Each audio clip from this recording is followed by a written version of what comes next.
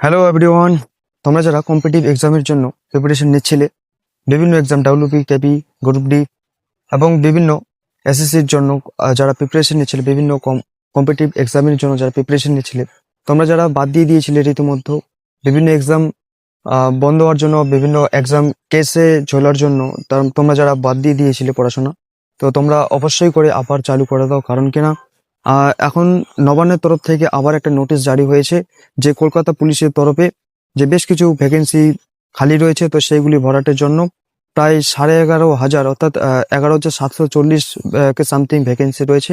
তো রীতিমধ্যেই ছেড়ে দেবে সেই ভ্যাকেন্সি। তোমরা যারা ভাবছো যে ভ্যাকেন্সি ছাড়ার পরে স্টার্ট করবে পড়াশোনা, তো অবশ্যই করে সেটা ভেবে থেকো না। তোমরা তাড়াতাড়ি খুবই শীঘ্রই করে আবার পড়াশোনা স্টার্ট করে দাও। রীতিমধ্যেই তোমাদের ভ্যাকেন্সি তোমরা দেখতে পাবে। প্রায় 1-1.5 মাসের মধ্যে তোমরা ভ্যাকেন্সি নতুন নোটিশ দেখতে পাবে নবান্নের তরফ থেকে। তবে পূর্ব সরকার অর্থাৎ মমতা ব্যানার্জি যে পূর্ব সিএম ছিল আমাদের, তো সেই সময়কারে বিভিন্ন কলকাতা পুলিশের কনস্টেবল, এসআই এদেরকে বদলি করে ডাব্লিউবিপি কনস্টেবল, এসআই এর মধ্যে নিয়ে যাওয়া হয়েছিল।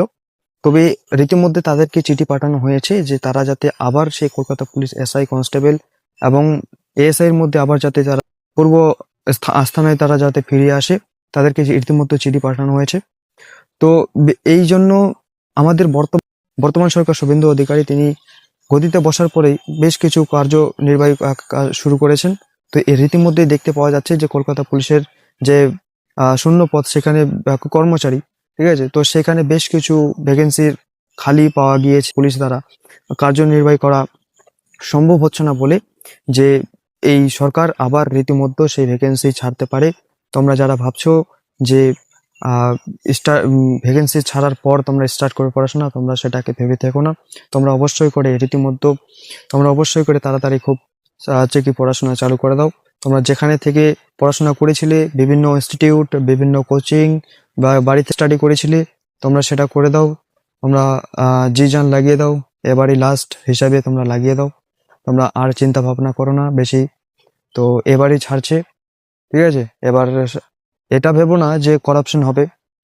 প্রায় এবার তোমরা ভাবতে পারো যে প্রায় আগাম আগাম 4-5টা বছর তোমরা একদমই করে করাপশন দেখতে পাবে না।